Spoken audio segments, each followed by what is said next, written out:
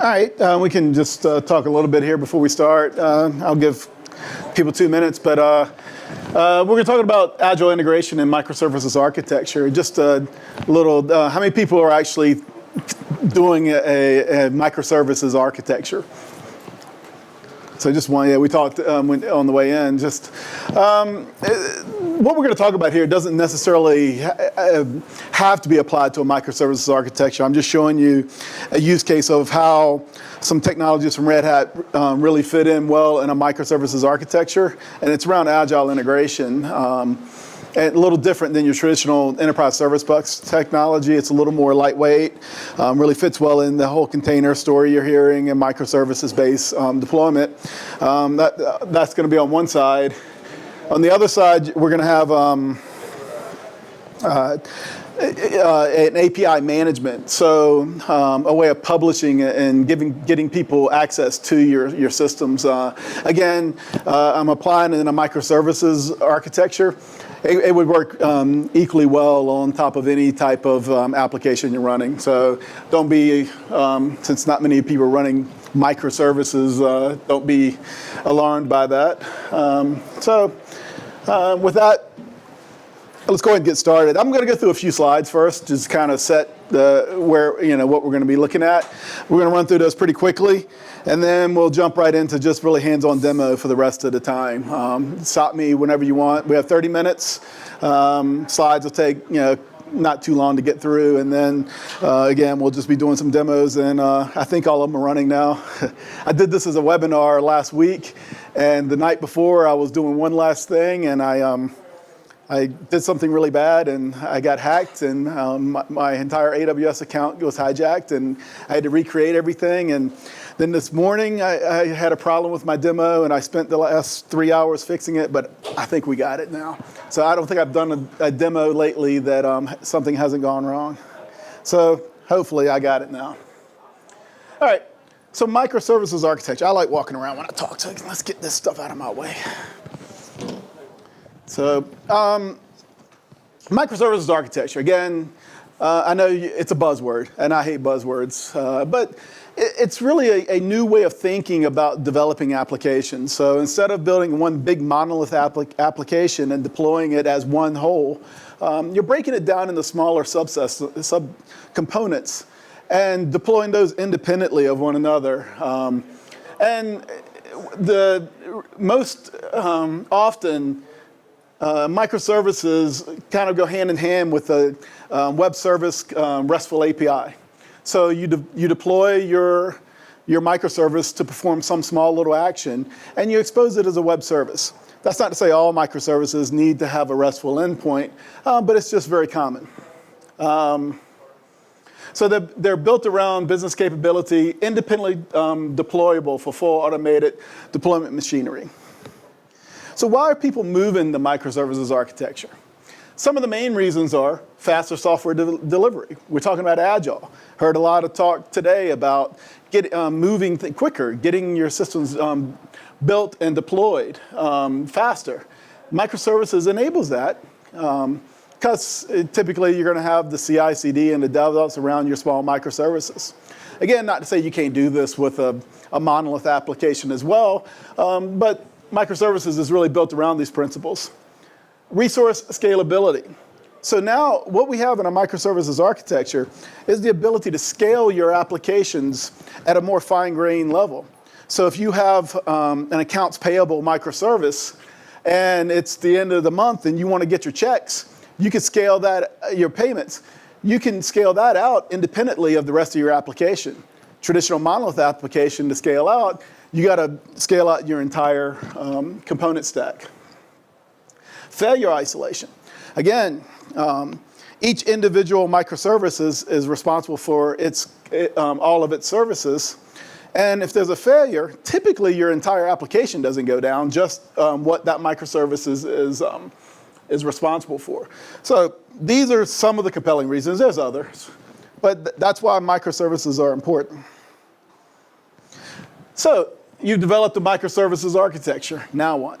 All right, so we're going to look at some of the downside of microservices architectures and some strategies for help alleviate this.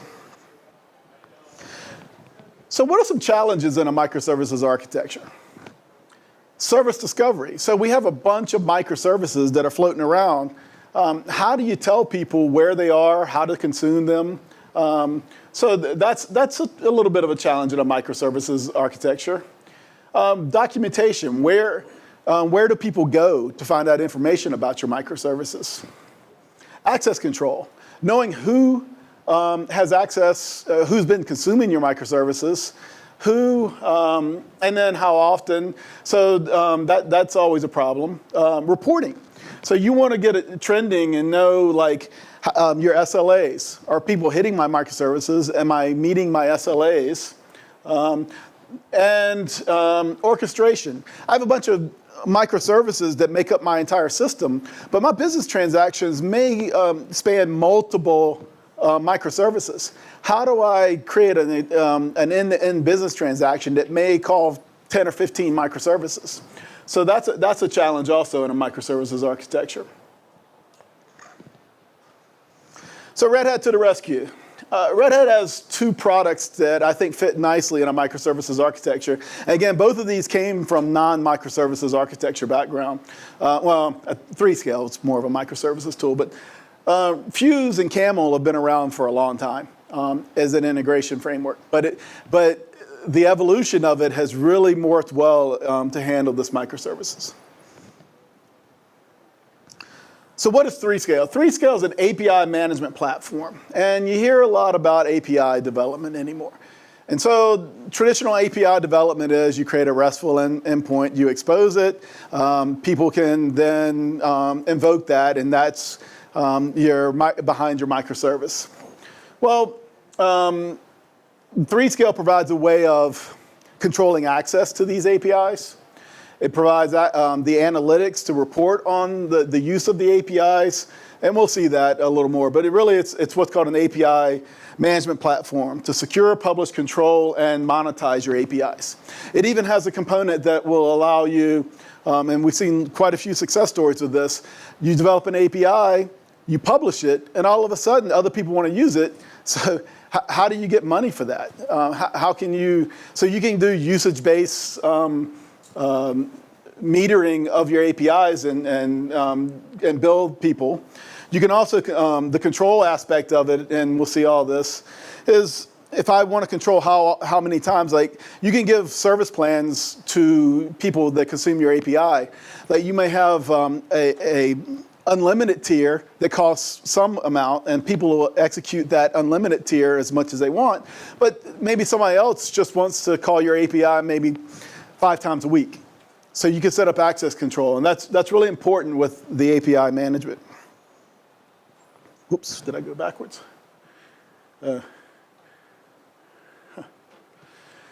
So the main features of 3Scale include analytics, reporting on the traffic coming into my API. I can see how many errors, percentage of errors that came through. I can see how many successful. I can see how long it took to service, so report on my SLAs. I can do versioning, so I can easily expose multiple endpoints to the same service and control that. And control access control. Not only it's who can do what, and then how often with the access control. And then you can publish your documentation. So those are some of the main features of 3Scale. The platform consists of these components. So really, this is a picture of all the players involved in an API strategy. So in the blue here, that's an API development team. They've developed some API. They have a microservice that is exposing some API. So that's represented. So a development team has an API. 3Scale is represented in the orange. So 3Scale has really two main sides. It has the management side, which has two components. It's an API dashboard. That's where you go in and define your API and report on your API. And then the developer portal is where you publish your API for people to go in and look at the documentation and get access to your API. The piece over here is the API delivery. That is the piece that consumers go through to get to your API. So that's really where the glue for runtime. And then these are applications that are going to consume your API. So developers would hit the developer portal to see about the API, but their applications would go through what's called an API cast, which is nothing more than a proxy that gets all your statistics and reports them back up to the 3-scale dashboard. I've been talking really fast, so I'll slow down if anybody wants to stop and ask questions, but feel free to stop me at any time, because when I get rolling, I don't stop. So, all right, so that's really the platform, and we'll see another picture of this. You have API providers so this is their API that's behind this API cast gateway. Consumers go through the gateway. The gateway is just it's a really fast, lightweight proxy. It can be implemented many ways. The most common way, it's an HA proxy that just has a plugin inside of HA proxy. So it's very lightweight, doesn't put any overhead into your applications. And then it collects your metrics. And so this works two ways. So you define your policies, they get published, and then the reporting comes back, and the database here gets all your metrics. So that, again, is the platform. All right, so that's, go ahead. Elaborate what you mean by access control. Are we talking authentication and authorization? Yeah, so when we go to demo, so yeah, it's all of that. So we'll go through, I gotta crank through this and get to the hands-on demo, but yes. You're going to see access control based on what's called just a user key. It's just a token that you pass, but it does integrate, and I haven't gotten my up and running yet, but it will integrate with OAuth, so it can be OAuth tokens as well.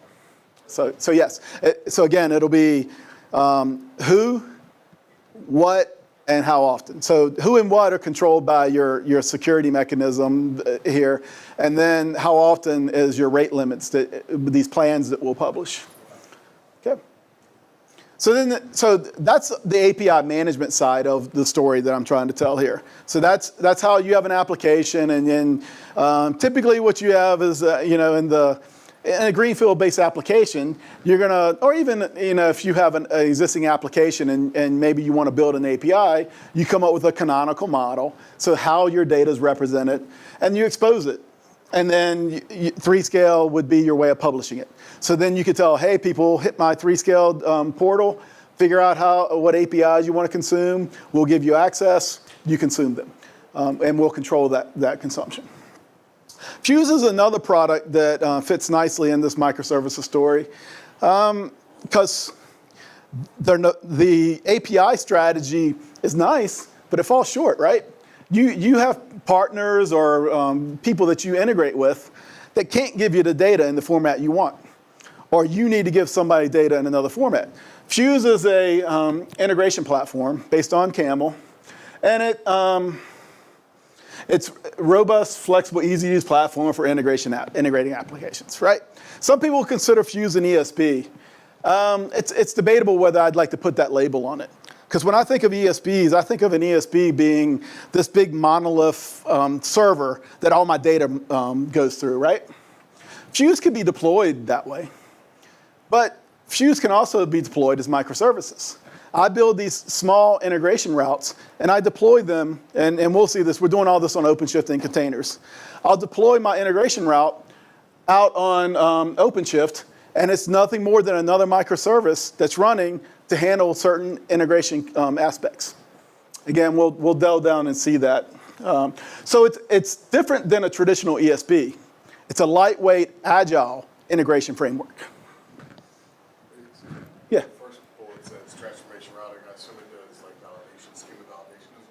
It can, yes. Yeah, sure. Anything traditional ESB can do, yes. And a lot of that schema validation, you can even bring in, if you really want to get into business rules and business validation, then you got another product suite, the decision manager and all that integrates right in with this as well. Matter of fact, this demo shows that. The demo I'm going to do is going to show that. Okay. So again, it's Fuse is based on this book, Enterprise Integration Patterns. So back in the, I don't know, that book has been around forever and ever.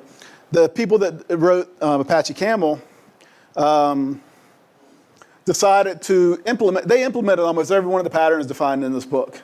So aggregation, normalization, content enricher, split, whatever, transformation. They're all in here. And so Fuse is based on open source Camel, and we're going to go down and see Camel in action here. And that's a book, right? If you want to learn Camel, go see the book, go get the book. Again, the main components of Fuse are a Camel, and this just shows the different ways you can actually run your integration. You could do it in a Spring Boot. This is with the microservices story. Just Spring Boot them, put them in a container, run it on OpenShift. That's the story where we're going. But it does have a container called Craft, so you can, and that's more of a traditional ESB type deployment. It's still container-based, but it's container-based in a standalone server as opposed to being microservices-based. So yeah, these kind of fall in line here, and we'll see all that. So how do I actually create integrations with Camel? So there's a domain-specific language, and there's several of them. So if you're a Java developer, a lot of people like building their integration routes like this. It's really intuitive for a Java developer. I just come in. So an integration route has a from. That's where I get my data from. And in this case, it's from a file. So this is saying, read this file, and then perform these actions on that file. It's logging. Then it interrogates, and this is doing a content-based router. So I'm saying when it's doing an XPath expression and saying, essentially you're saying, if it's a UK, do this. If it's US, do this. So that's, again, that's some of the real common patterns there. Split and routing. This one shows the visual way of doing your route. So if you want to do drag and drop, there's in the IDE, we can come in and build these with drag and drop, and this is really the same representation. This is as Java DSL, and this is in the GUI. And you can see this comes in logs, splits, and these are your individual paths. So, and again, we're going to jump in and see these. Let's get through these slides. This is the last slide. So I just wanted to show this slide because this is so we showed the first one was more of a split and pattern. This is a orchestration pattern. So we see in the case that I was talking about, we may have a lot of microservices, but I want to build a business transaction that invokes several microservices. So Fuse can be used to orchestrate many microservices. Again, we'll see that in the demo. All right, demo time.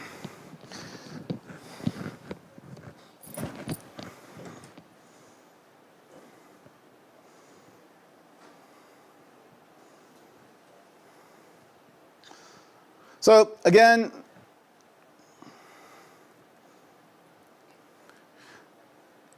this the fonts, I got to get used to the size of my screen now since it changed the display. But again, I'm running on OpenShift.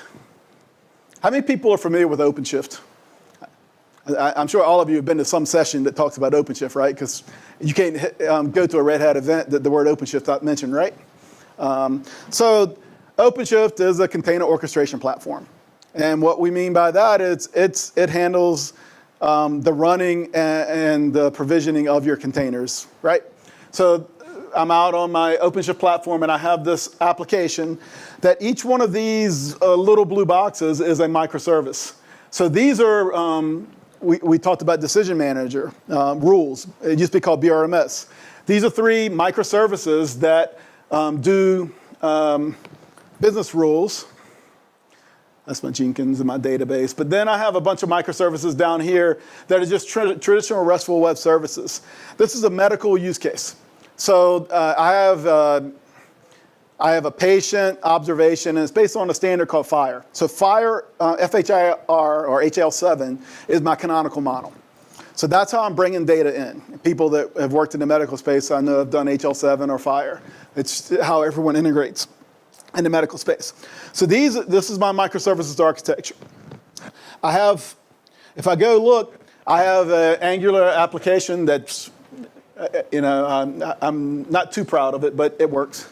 That fronts my microservices application. So if I go here, you'll see that I have everything I'm doing here is a microservice invocation. So everything, if I want to add a medical record, if I want to do a questionnaire, every one of these is a microservice. If I went through this, I would say to get to the point where I'm doing what's called these risk assessments, I'm going to invoke somewhere a good 8 or 10 microservices invocation. Okay? And so that's really my user interface. So now let's go, and that's using my canonical model. Let's go look at what we've done as far as taking this microservices application, creating an API out of it, publishing it, and giving people access remotely, and then doing some transformation. So 3-scale. So this is the 3-scale dashboard I talked about, which is the API dashboard. If I go, it has many tabs over here. The first tab is that I want to look at is the API tab. This is where I do the definition of my API. And as you saw on the OpenShift, I had a patient service. I had an observation service. So now I've created an API out of each one of these. So I have patient. That's observation questionnaire, questionnaire response, family history, risk assessment bundle, which is, we'll talk about that. So if I expand one of these, I can go into definition. It's telling me, it's how I'm building that interface for people to come in and securing it. And we talked a little bit about security. If I go look at the definition of my API, right now, I'm doing what's called a shared secret token, and I'm telling it put it in a token. So this is how I'm giving people access. So really, this side, the API is all about defining what my API is, and then I can publish my my open API, or most people would know it as Swagger, documentation for my RESTful service. I can publish that out in my active docs. So then this is where me as an API provider, I'm going in and defining what I want to expose to an API. One thing when I expose that API, let's go back to here. Other things I can do is I can define application plans.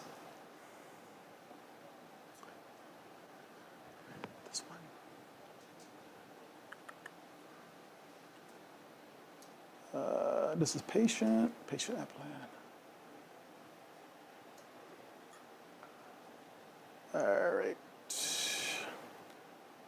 We'll talk about that in a second. I thought it was patient. Actually, it's this one. So if I go to this API, I have multiple application plans here.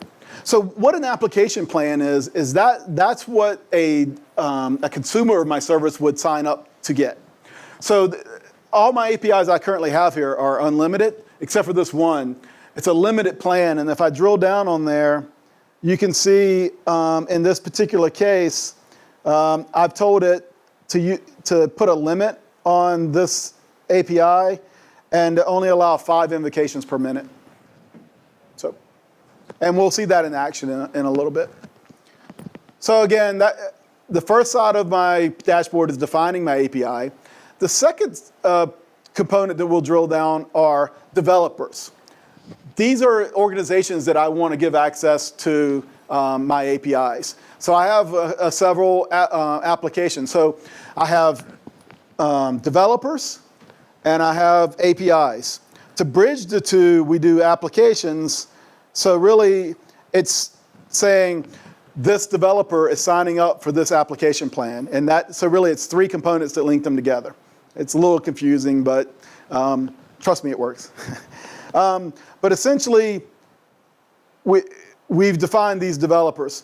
So then, so that's really, I've got my API. And then I can give control to certain APIs to certain organizations. The last piece I'll look in, and then we'll drill down on the developer portal, is analytics. So now that I have an API, I've given someone access to it, I want to go in and see how often my API is being invoked. Not only that, I drill down into individual operations in my API. So this is that analytics. It's really important. I don't know how many times, microservices or all this stuff and integration, the concepts have been around forever. SOA was all that, right? It's really nothing different than SOA, but it's SOA done in a little better way. But even when I was doing SOA, I would always have a case where I published an API or published some SOAP-based web service or something out there that people are consuming. Well, a year and a half later, I'm like, I want to change that. But I have no idea who's using it. This gives you that reporting that's really powerful, because I can come here and I can go top applications, last 30 days. So I can go in and see who's been consuming my API. Not only that, I can actually contact them. There's a way in this portal for me to go, hey, we're doing maintenance on the system, and all the developers would get a message published to them. So really, it's solving that communication of your API. So it's really important with an API strategy to know who's doing what using your system at all times. That's one of the main things this platform's giving you. All right. So that's the whole, I've created an API and I'm giving you the API, and you have control not only what you can do, but how often, right? So now let's go over to this developer portal. So this developer portal, and we don't need to see that, that's only if I'm doing, okay. So the developer portal is where a developer would go to say, hey, I want to sign, I can allow self-registration, or I can, have to give you a credential. So then I can come here, and I'm currently logged on as somebody, it looks like. Let's log off. So I'm logged off, and I have full control over this. There's a tab we didn't go to on the other portal that lets me change the color schemes, what's the content. So I can put anything I want on this portal. The nice thing that I'm giving here, though, is if I sign in, I'm going to sign in as VDev, because VDev, if I go click on the applications, this is where they would get their keys that they would have to use to invoke each one of my APIs, my credentials, right? So then, now that I have those credentials, then I can say, well, what APIs do I have access to, and how do I invoke them? If I click on the documentation, and it's going to take come on. It's, so it takes a while to render this page because I have so many APIs. But again, this is my Swagger or Open API. That's an Open ID, Open API. So I can go in and see, if I click on this, I could see everything I need to do to invoke this API. Again, now it's very powerful. I have one central point. So let's go look at this, though. I logged on as somebody that has access to every one of my APIs. Let's log off. And I'm going to log on now as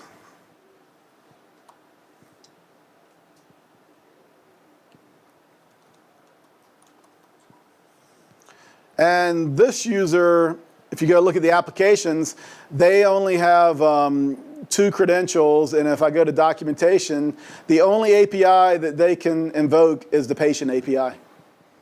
So they can't do all the others. So so the documentation only shows them what they can do. But also, if I were to take that key and try to invoke some other API, I'd get a 401. I'd get unauthorized. So it won't allow me to invoke APIs that I haven't been given access to. And again, I'm using just the easiest to implement, which is a token, but it is fully OAuth accessible. All right. So let's do this. So I'll just show one thing here while we're doing it, and then we'll talk about the other APIs. So if I go to applications and go to this key, and if I go to my Postman and go to, so again, I would pass this user key. Oops, that's not the right, it's this one.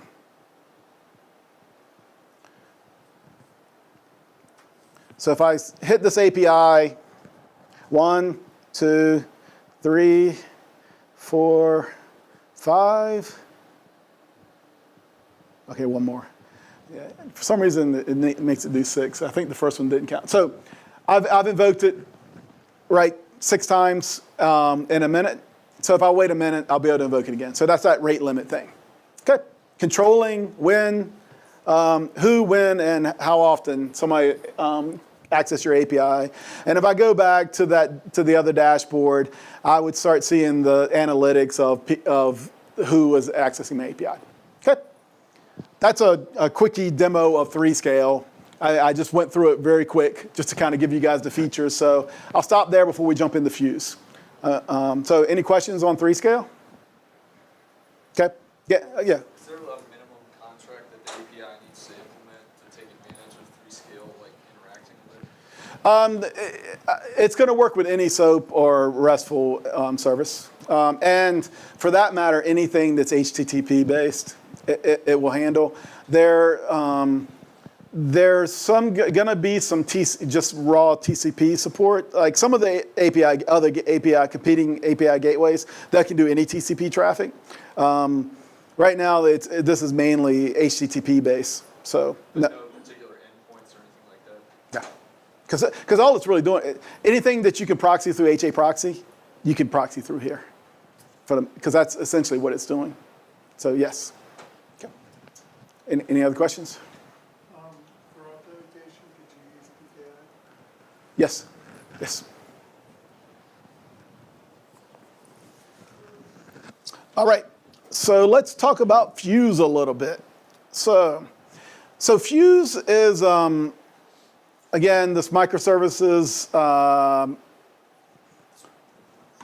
more agile integration. So I'm not going to go like some of the, the big ESPs out there. I mean, if people don't, I mean, you guys might even have like Aqualogic and Oracle ESB and those things around your organizations. But this is a lot different than those frameworks. So I'm in JBoss Developer Studio, so an Eclipse-based IDE. If I do file new Fuse integration project, really I'm just going to walk through the wizard and I'm not going to generate it. So what it gives me the option to do is it's going to generate a scaffolding project for me, and then we'll jump in and see some actual integration. So it asks first, how do you want to deploy this? Do I want to do Kubernetes OpenShift? So in that realm, what it's doing is giving me everything to take this. It's really going to build a Spring Boot microservice, turn it into a container, and give me everything I need to do to deploy it on OpenShift or Kubernetes. Okay.